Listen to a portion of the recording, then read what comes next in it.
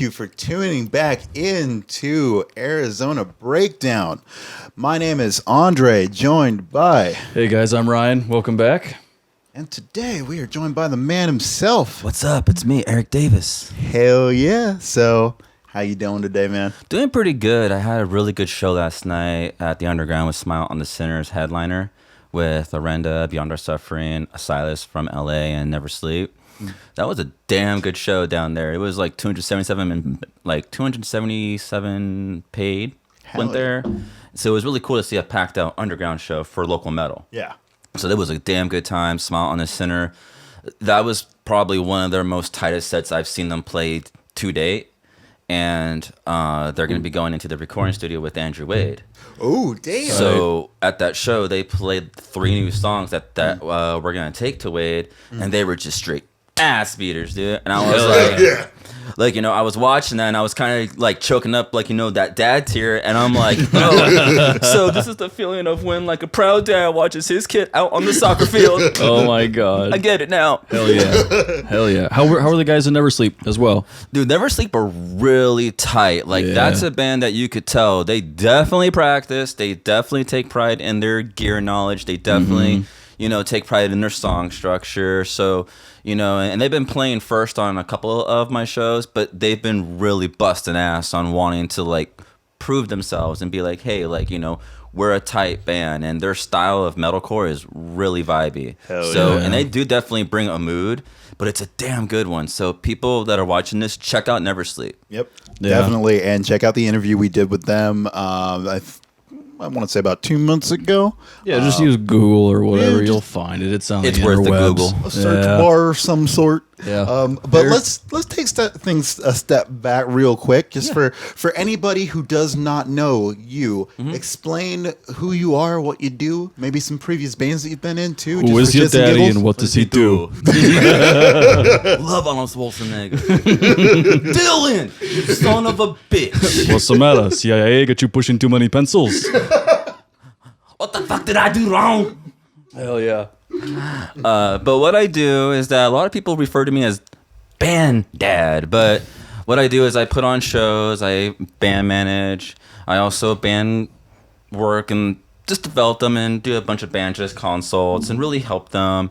I also do like a bunch of screen prints and I make band merchandise with Fresh Press. So I definitely help out bands on getting merchandise, putting on shows, like just helping them get with the right people to help them grow. Got you. Okay. Where did the band dad thing come from? I think it's more of a term of like, what's the word? Endearment? Yeah, but it was Exiled and Martyr that were the first bands that like bestowed it and would always just call me dad. Okay. So when I first started to band manage and I had approached 4 local bands and Exiled was one of them as well as Smile, they were the first 2. Cool. And they were the first 2 out of the 4 that I originally proposed, but they were the first 2 that have been down with me since day 1. Hell yeah. And so it was Exile that started calling me dad. Yeah. Okay. And so then whenever we would be hanging out at shows, and I would put on all my other shows with all the other, like, you know, roster bands, they were the ones that would be like, hey, what's up, dad? And then it just caught on. So it was Exile and Martyr that started it. Shout out to them dudes too. in Exiled. Hell yeah. That's fun. That's where it all started. But even before that, like, I was definitely a person that people knew was always involved with the local community in any aspect that was like playing on shows or being like you know, other local bands and being in there with them and promoting. So I was always around. Yeah. Hell yeah. Always being the guy that always was willing to help or not afraid to be like, hey, this is what I would do. You know, not afraid to speak his mind. Well, so we're gonna be covering a lot when it comes to promotion today. So we might as well start from the basics here. Yeah. From your perspective, what is the state of the Arizona local scene at the moment? Right now, and I think I said this in my last interview with the Exiled Martyr Boys, actually, but I still stand by that the Arizona local music community has a very huge sense of purpose, but currently it lacks a sense of just direction. And so that's where I see myself wanting to help out, is to help make that sense of just, like, you know, be like, give bands that sense of hope and be like, we can sell out shows. We can work on a local level and develop. And then when we play national shows, they're not just, we're going to sell X amount of tickets and then that's it. Yeah. Like, no, like, are these national shows complementing your growth? Yeah. So that way you're good business to those promoters and to those venues, and then vice versa. Mm-hmm. And so the local scene needs more of that. So that's what I would say is huge sense of purpose, but currently still lacks lack of direction. Okay. Gotcha. Yeah, I mean, speaking of complimentary, it seems like a lot of the bands that you have under your management company, like personality-wise, they're all characters. Yeah, you and the bands you work with just bring hype, and it just seems to like fuse together, and there's something there, which I think is really cool. You need that. You need like good chemistry. Yeah. And I like talking with bands, like, and I definitely will have bands hit me up, and they'll just be like, "Hey, we just want to." Talk with you. We want to pick your brain. Is it cool if we come over to the shop and I have my own office there? And can we just have band dad talks? And I'm like, yeah, sure, come through. And I'll talk to bands on the roster, not on the roster, and just build that chemistry to be like, to inspire them and be like, yo, like, this is a good approach. Try it. You don't have to if you don't want to, but if you try it like this, maybe you might get this as a result. Yeah. And if you like the result, keep it going. Yeah. Be consistent, and everyone goes up. Everything grows. Yeah. Experimentation, and plus just being able to offer that assistance to bands off the roster as well. It's great. Yeah. Speaking of the roster, though, in regards to the bands that are currently on your roster, how are they doing? Like, let's get an update, because, I mean, it's been a while since we saw the Apocalypse Pony guys. Yup. So. Oh, yeah. We've been, currently, we do have another music video on the way. They have a headliner for their EP release show next Saturday, December 21st. Yeah. And so we're going to release a music video, and then we're going to film a music video, which is the last song on that on that record. And then they'll have music videos for all of the songs. Oops. But right now they're going to put out music, and then we're just going to put that through a whole entire cycle to get ready for the next EP, because they already have another EP fully written, ready to go. It's locked in the chamber, folks. Like, so we're gonna give you a first course, but this next course, girl, it's good. Smile on the Center. They'll be going to Andrew Wade to record their next unreleased 5-song EP is what we're gonna shoot for, maybe 6. We'll see what happens. Very nice. But they're gonna go to Andrew Wade, and that is a big step for any band to go to a notable producer such as Andrew Wade. And they're such a heavy band, so it's gonna be interesting to be like, yo, what's Andrew Wade gonna do? I'm stoked. Yeah. But it's gonna take them to that next level, because they've been busting ass to want to go to that next level. Yeah. And so that's what we're gonna do starting in the next year. We're going to go to Andrew Wade and we're going to record. And then when we come back, there's some plans in motion. So stay tuned on all that. But they had a really kick-ass headliner. So far, they've been on the up and up and just been busting ass and putting out great music. Their last 2 songs are like dead ass my favorite Smile on the Center songs. Like, I bump those religiously, and I'm like, fuck yeah. Exiled, Martyr, they're going to go in the recording studio at the start of the year as well. God damn. Damn. That's awesome. So dude, 2020 is gonna be fucking stacked. Oh, dude. Like, I'm gonna make sure that all the bands are busting out with some top quality content and some great music, so that way everyone's just eating that up. And they're definitely, all the bands are putting out new records. Like, they're all gonna put out new music next year, and they're doing it at the start of the year, and then we're gonna start to release them around springtime into summer, and then do those cycles, and there's other plans all in motion. So, and the Apex Alpha, same thing. They're about done with their record. They're gonna put out a new record, and I have some unannounced acts on my roster that are also gonna put out new music, and they're all amazing. Continent put out their EP not long ago. I would suggest putting that in your Spotify playlist. That is a really great record. One of my favorite local ones also of 2019. And the Ephemeral also has new material. Hell yeah. Locked. and we're gonna start to release DIY-esque videos, or we're gonna experiment with that. And really, I want to expand on the ephemerals, like that's a band that has depth. Yeah. So let's go there visually with a band like that. And yeah, so everything's on the up and up with the roster, with a bunch of new music, and it's all great. Like, you guys are all gonna love it when it's all put out. Hell yeah. That's awesome. Yeah, 2020 is supposed to be work your ass off year. Oh yeah, So, everyone's here it like, comes. Here it comes, baby. Yeah. We're about to enter the 20s. It's Hold weird. on to your butts. Hold on to your butts. Well, on that one, we're going to go to a quick commercial break. Quick break. But we will be right back with you guys. Boom. Boom.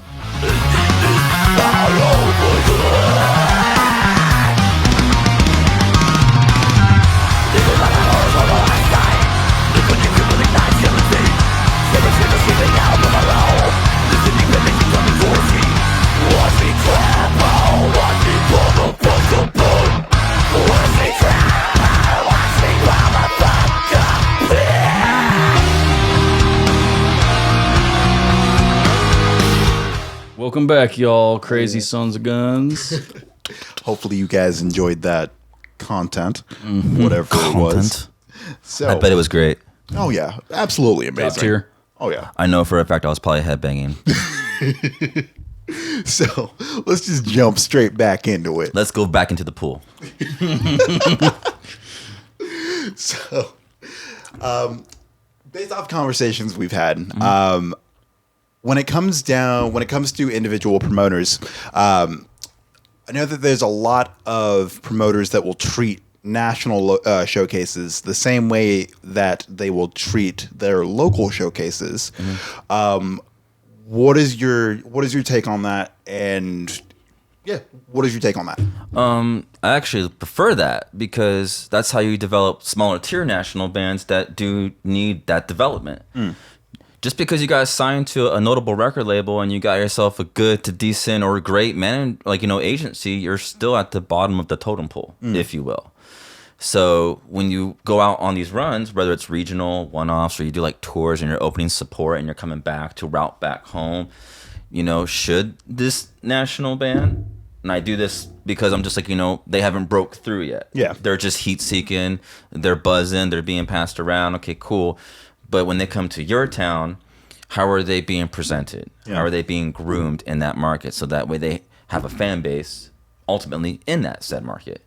So have them work with notable locals, or locals that are just really putting their best foot forward and busting ass and having consistently great turnout shows, to where, all right, cool, we're going to get the rub from this touring national act, while also they're going to put us over if they're in the middle of the, lineup. Yeah. If it makes sense.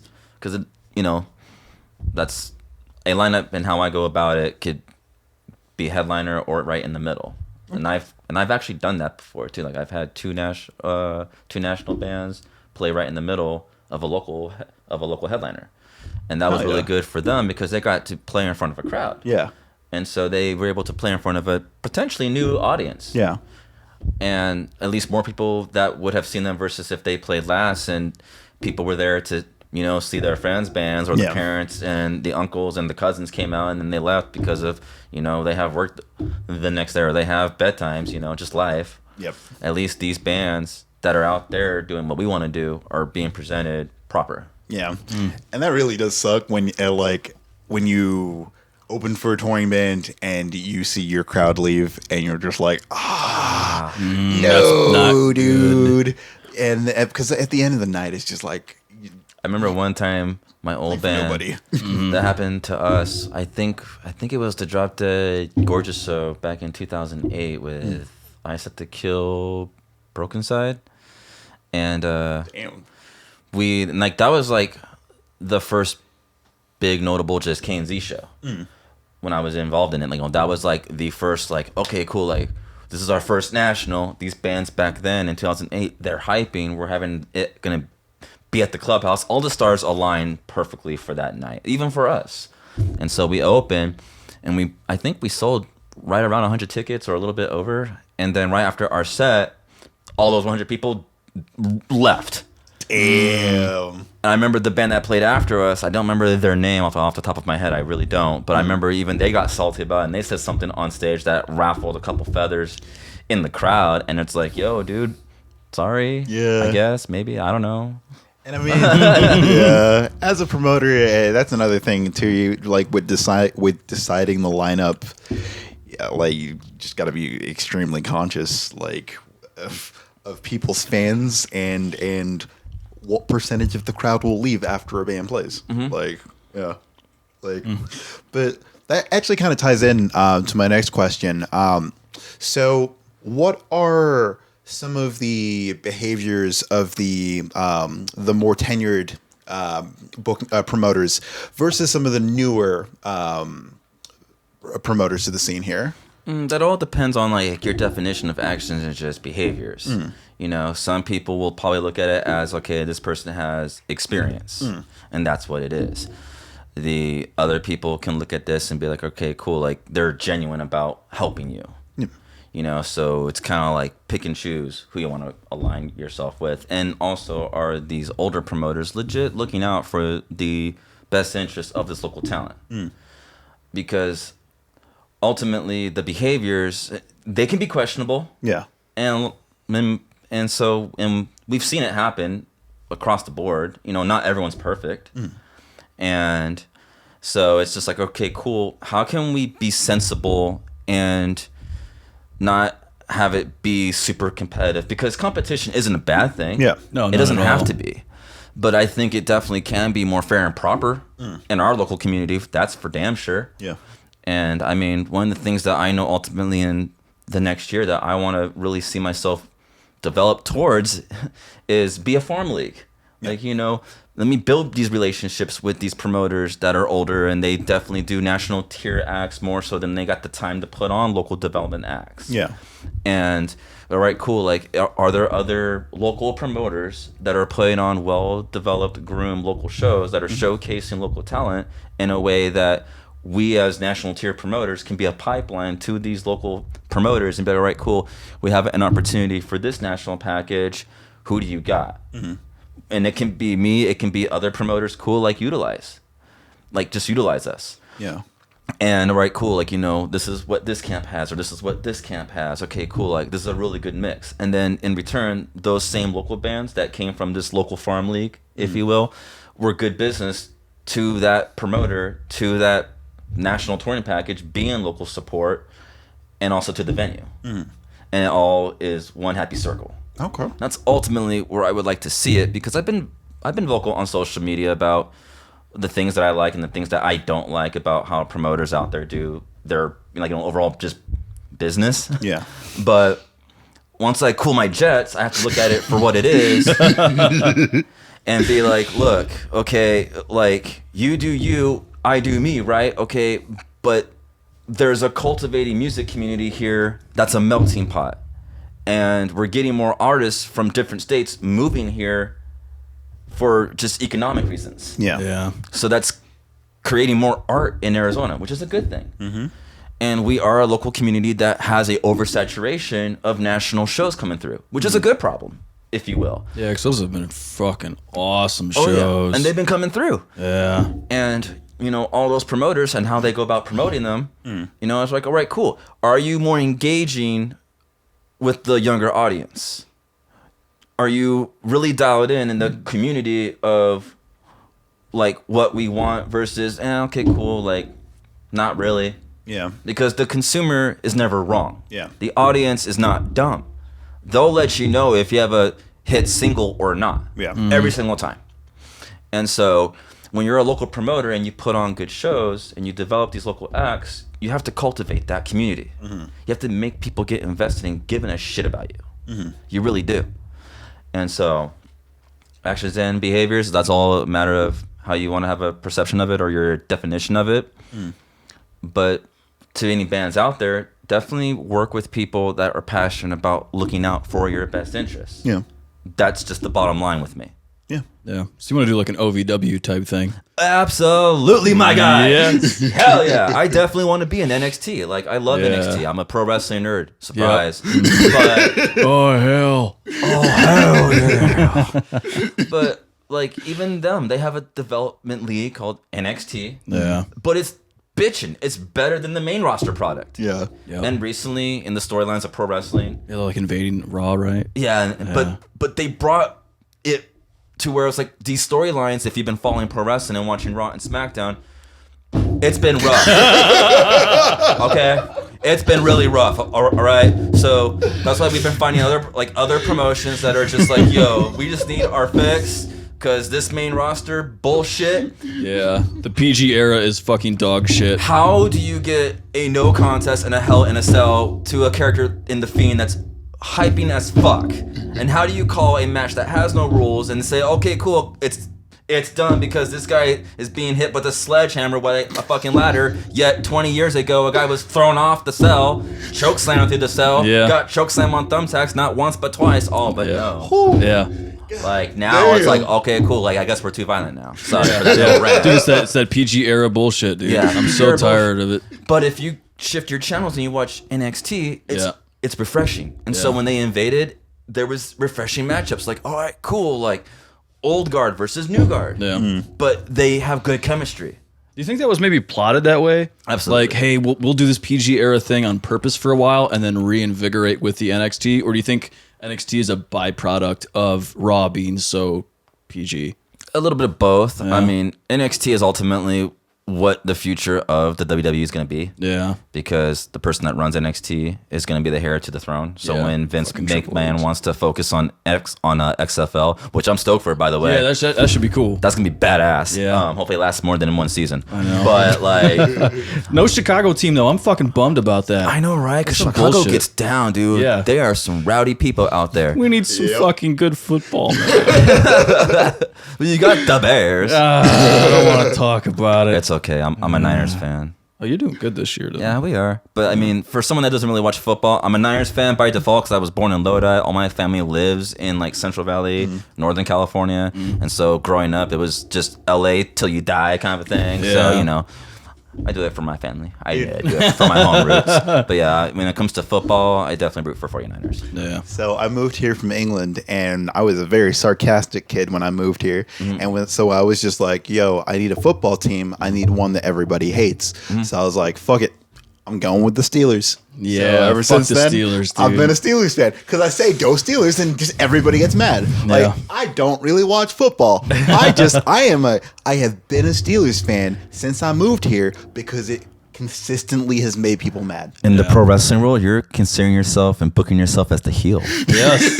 Yes. Mad heat. But yeah, no, I definitely see what I'm doing as like an NXT, and that's definitely a big end.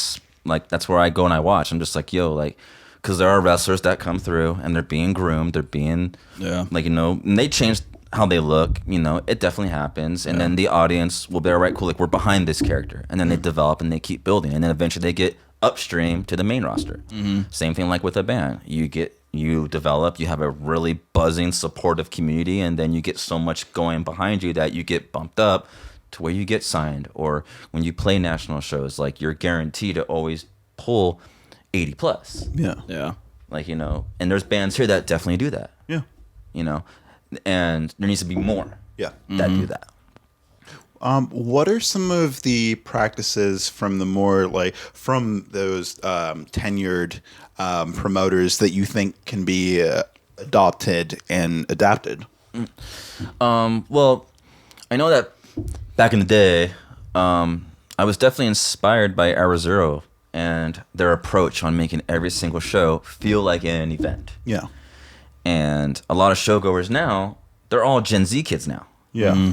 So G-Zones. Dude. Gen Zs. Gen Z. God damn it. And then over here, we're as millennials, we're saying, okay, boomer. Yeah. You know, it's a never-ending cycle.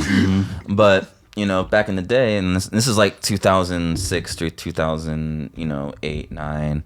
Hour Zero was like the local promoter that was making local bands look good. Blessed to Fall, I Set to Kill, and The Hero Fails, which is a damn good band that still holds today. Greeley Estates, Scary Kids, Scaring Kids, all those bands came out of the Hour Zero, Hour Zero camp. Damn. And so I've been inspired by that model since day one. Yeah. Gotcha. But it has adapted over time and just experiences working with other promoters and just networking through my way up. Because when I first started, I was just a kid in the high school hallways making graphic flyers for extra credit points that I put on backyard shows, and then that evolved to doing Pizza Joint and Boys and Girls Club shows, and then that ended up becoming like, all right, cool, I'm in a band, so I'm gonna play these venues, but I want to network. Like, I want to pick the brains of the TM and the crew, and how does it work behind the scenes? Yeah. How does all this work? Like that, I'm genuinely fascinated by that. Yeah. And so I'd pick their brains, and then eventually I'd get tips, and I'd talk to other promoters, and I'd say, hey, get this package, try to offer it this, because I was hearing the TM saying, well, I hope that we get this. Yeah. So I try to help the promoter be like, hey, try to do this, and then if you get these packages, can you put my band to open it? Yeah. And I'll make all the promotion, and it'll be free. Fuck yeah. And then from there, it evolved into working with Zach, and then after that, working with Third String, and now I'm on my own. Yeah. But I've always been around working with other promoters and seeing different communities go up and down. Yeah. Yeah. But the promoter, Tim Harmon, Hour Zero, he's Yoda to me. Yeah. He's my Yoda. Okay, and that makes sense. I mean, fun fact, I'm not sure if you remember this. I interned for KNZ for all of a week, back in 2010 back there. And I remember from that brief experience, I remember just watching you face in the laptop making just going through making flyers, just working. So yeah. And those were some fun times back in those back in that time frame. Yeah. That was a lot of fun. That was a damn good time. Hell yeah. It definitely was. And I genuinely mean that. So I miss it. Hell yeah. Well, on that one, we're actually going to wrap this and go to a quick break. But we will be right back. Promise. Well, maybe we might not be. I don't know. I don't know. It depends. Yeah, We'll see.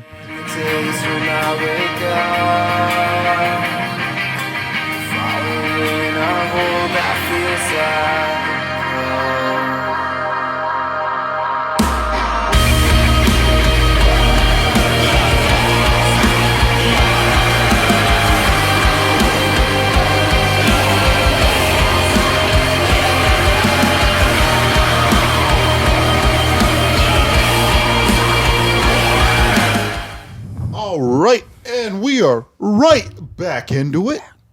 Thank you for staying tuned this far. God damn, you always got to take a moment and... Well, why wouldn't you? I mean, look who we have here today. Exactly. If you don't like it, then fuck off. I guess, yeah. Exactly. What he said. Yeah. We're calling people. I'm not scared.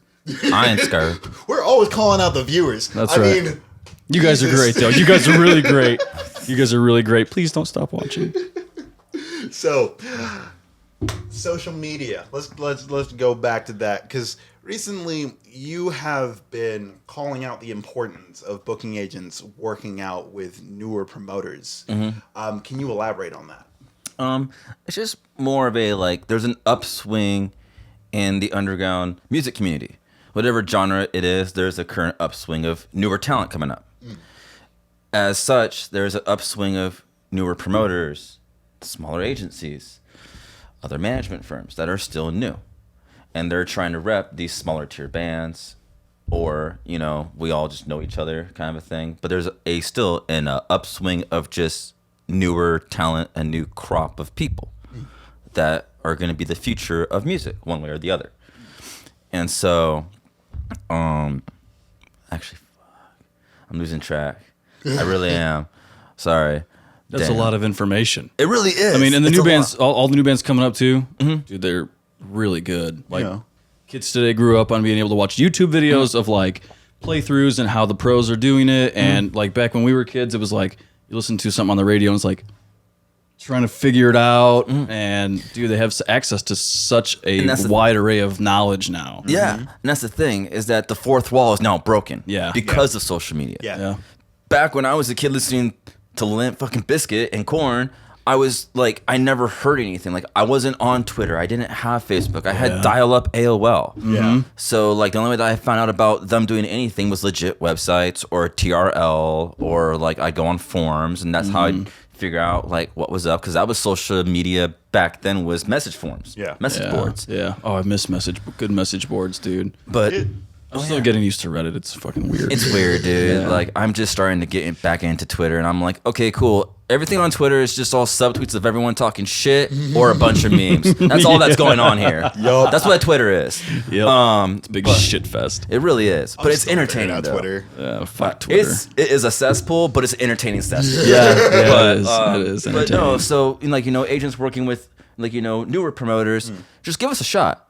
And that's the thing. It's just like, okay, cool. Like, there's a newer crop of showgoers now, as I mentioned earlier, with these with all the Gen Zs, and then also all the millennials. They are getting older, so that's who the bands are. All the bands that are coming up now, they're all millennials. If you want to be all sort of just age groupy here, but like with that is a change in trends and a change in audience and a change in how bands are. Yeah. Like, I remember Aaron from the AZ Local Show. Great dude. Go follow him.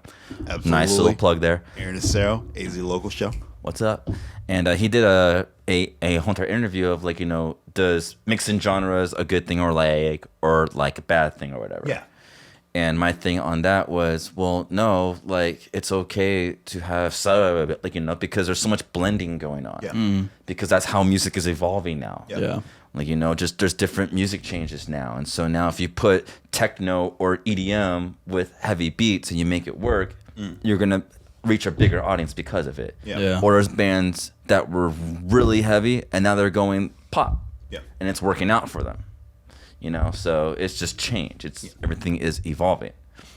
And so working with younger promoters or newer promoters, it's just like we're more in tune with the younger audience. Yeah. However you want to perceive that. But it's just like, so like packages that go to other promoters, be like, okay, cool. Like, should you be booking that package?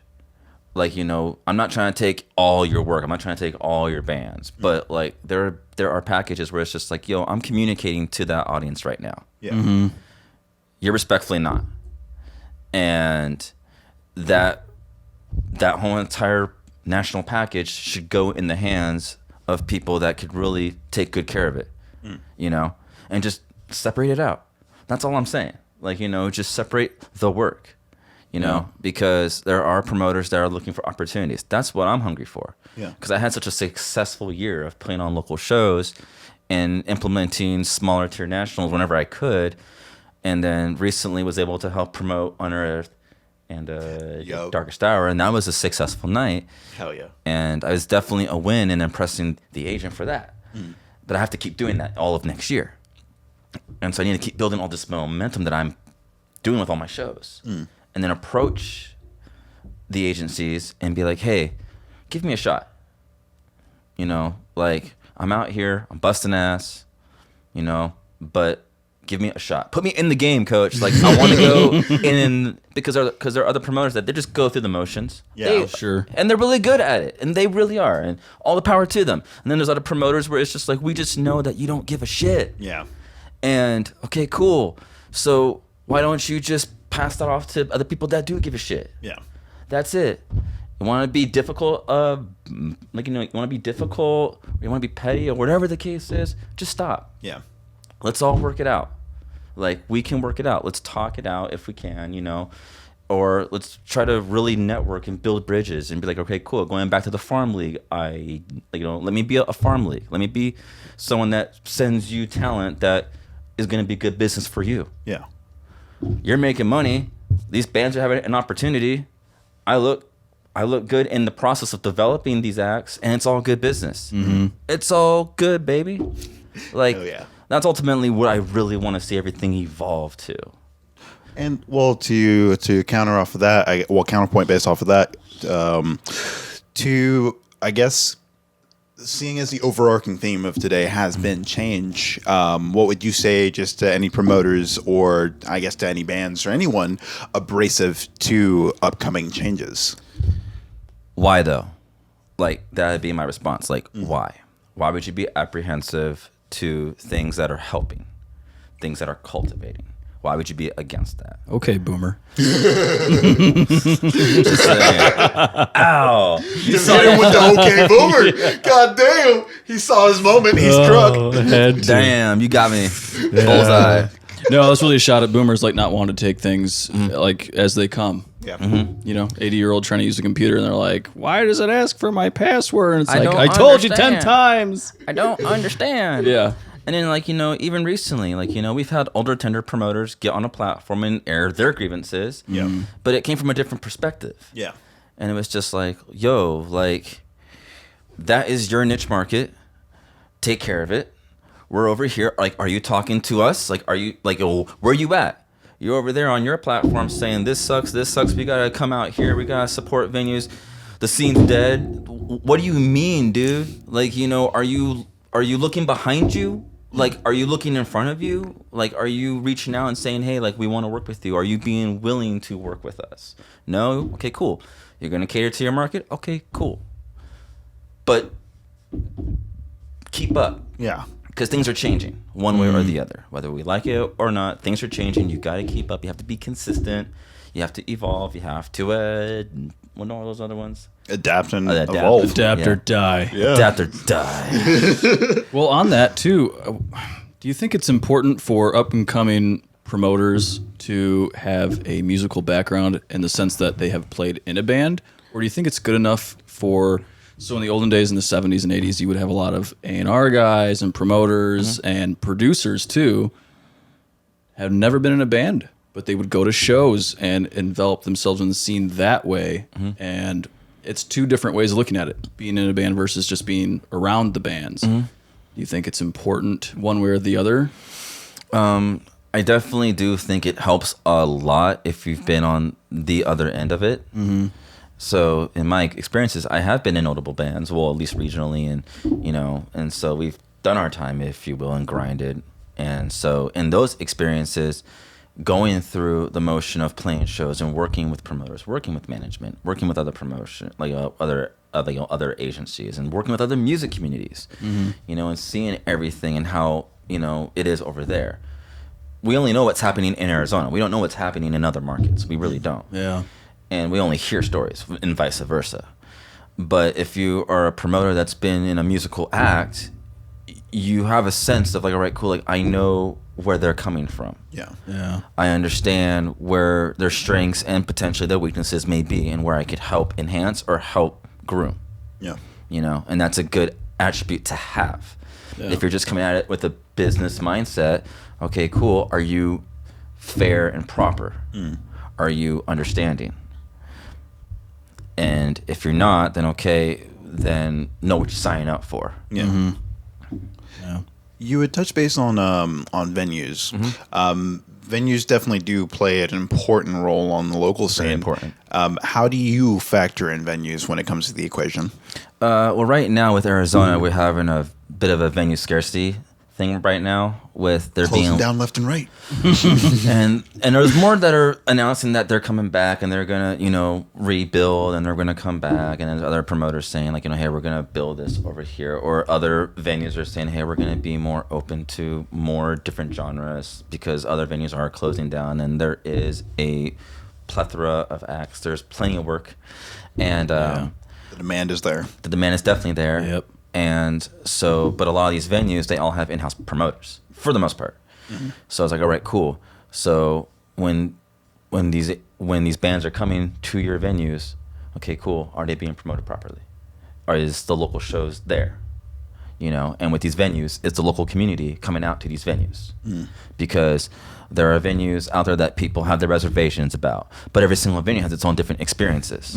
They offer different experiences and they have different regulars in these respective venues. They Yeah, do. very much so. And so when you're a band and when I put on shows, I look at venues as like, a ladder system. All right, cool. Like we're gonna develop. All right, cool. Like you're gonna perform in this environment. Then we're gonna take you over in this environment. Then we're gonna push you in this environment. Eventually, if the band makes all the right moves and they keep building their own momentum, they're packing out all these different venues. Exiled Martyr did it. Smile on the Sinner's done it. They've played everywhere. They played at 51. They played at Rebel Lounge. They played at Club Red. They played at Nile. They played in Underground. They've played at all the venues, and they always are a consistent good draw. Yeah. So that's being good business to these venues because the people are coming out. And if you want venues to like fix things, like we want to have AC at the Nile, well then keep coming out and filling out Nile shows so they have an overflow of income so they could take care of those concerns that they really want to do. You know? All right, cool. Like maybe we want to see a new coat of paint at Club Red, or maybe try to get some new food menus. I don't know. I'm just bullshitting here, but right, cool. Keep supporting. Yeah. Keep coming out. You know, like. But they have to have the right lineups on the shows to be able to have the draw to come in to do that. Yeah, which is true. Yeah. So, but with venues, people need to really come out to shows. They really do. Yeah. And that is, again, true. Sorry, but that's good business. That's helping out the local community, and it's all coming back around. Okay. So that's the importance of venues. Like they are very important, and they all are a business. At the end of the day, they are businesses. Yeah. And that's what it is. So we as a community have to provide good business for them to keep being open, so we can have all these amazing musical acts and shows, both national and local, keep going on. So we can keep making memories. Yeah. So when it comes to band management, they ultimately. There's only so many bands that one person can manage directly before having to have additional hands on there. When it comes to you, would you are you going to be focusing more on the pure number of bands that you can help, or focusing on more of the quality that you can provide on an individual basis for the bands? That's a good question, actually, and that's a really good question too, because I do have unannounced acts coming onto my roster, and I don't want to create the stigma of like, all right, cool, if you play Eric's shows, then you got to be on Davis Artist Development, right? Like, I don't want to do that, but there's also so much damn good talent here, and you want to help them out, but also eventually as you grow and numbers grow and everything, like I'm gonna be looking into hiring more assistants. Because like you can be good at every little thing, great, but you got to figure out what is the thing that makes you like, what's the one target, what is your base? Yeah. Focus on that. And then I have assistants that can help me, you know, take care of all like the tedious things, if you will, or just be like, or do like the whole entire just day-to-day roles. Yeah. You know, and just keep it going there. But like, eventually I do want to kind of cap it, if you will. So that way I could really make all right, cool, like this is roster, but I'm also more than willing to be like, all right, cool, like I don't have to like, you know, dedicate, you know, like my time to every single band that I work with. I don't own you. I'm not trying to. I just really want to help everyone. But there's bands that I devote a lot more time to, and there's bands I'm just like, all right, cool, like come through for like a whole entire meetup. Like let's meet up once a month, once every 2 months. Just like a fitness trainer. Hell yeah. Like, you know, you go to the gym, you have that one free fitness trainer meetup, or like, you know, just go there and just see me as that. Just be like, all right, coach, like this is where we at. All right, cool. Like we followed your plan or we didn't, and we're just here to, you know, be inspired. Whatever the case may be, I want to be here to help one way or the other. But with roster, definitely definitely just deliver that. So far, all the bands are definitely going to deliver on that big time. And then there's more bands that I know that are sending me, you know, their songs. And there's so much more music out there that's unreleased that's going to just kick major ass. And that's a good thing for Arizona because we have a very, very thriving local community right now. Hell yeah. A lot of great bands. Hell yeah. You get hit up a lot? I do. Yeah. I do. Because probably hard having to be like sifting through and be like, like you're so good, I want to help, but got a lot going on. Yeah, and it's just like, and eventually just build a momentum locally where it just popped. If I feel like it popped. Yeah. And I'm going with it. Like I'm running. Like this is a fun roller coaster. Like, you know that little kid in the football movie that came out in the 90s? Little Giants. Oh yeah, yeah. And that kid with like the fucking glasses, like, I'm gonna score a touchdown. I'm gonna score a touchdown. Like, you know, that's how I feel right now. Yeah. And that's the difference. Is that I'm passionate. Yeah. Other people will look at what we do in the industry or music and whatever the roles are as business. Yeah. At least with me, I have passion. Yeah. Well, I feel like that's a great place to close it. What words do you have to just anybody checking you out? Anybody? Yeah. Any final words here? Any final words here? I really don't, except go to more local shows, support one another, buy merchandise, wear other bands' merchandise on stage, have other local musicians in your music videos, incorporate everyone. Like, let's really cultivate next year. Because next year seems to be the year for everyone. Hell yeah. You know, and it's always like that every single year. Yep. But no, like, it's the turn of a decade. Yep. So why not, as a local community, really put our best foot forward and we kick major ass? Hell yeah. And everyone can just find a way to, damn it, get along. Well, where can we check you out online? Online right now, I'm on Facebook primarily, and it's just my Davis. Sorry, my stutter came out again. And then also my Davis Artist Development, both on Facebook. Same thing with Instagram. Okay. And I've been posting more on Instagram, and that's about it. Hell yeah. All right. Well, it has been an absolute pleasure having you on today. Yeah, dude. Thanks for coming by. Ain't no problem. Hell yeah. And thank you for watching. Once again, my name is Andre. I'm Ryan. And this is Arizona Breakdown. Actually, real quick, right before you leave, don't forget, you can now catch us on Anchor. So we have an audio-only version of the podcast available. So feel free to check us out on Anchor. Soon to be Spotify, Google playlists, and all of your podcast listening. They're great for when Yes. you're We'll working be on out. Apple Podcast. Yeah. We'll be on things. We'll be Yeah. on things. You can listen to it on your drive to work in the morning. Yeah, so When you get you- to hear these beautiful voices. All these beautiful voices when you work out on the drive. Oh, to yeah. and, just to and back. It's a rainy day and everyone's driving 10 miles an hour. Yeah. Remember back in the day when rush hour started at like 4? Now it starts at like 1. Yeah. But it has been an absolute pleasure. And until next time, this has been in the Arizona Breakdown. Peace. Bye, guys. Frequently, and I think the main thing was when we got Jim from Aegean, James Martin, to guest spot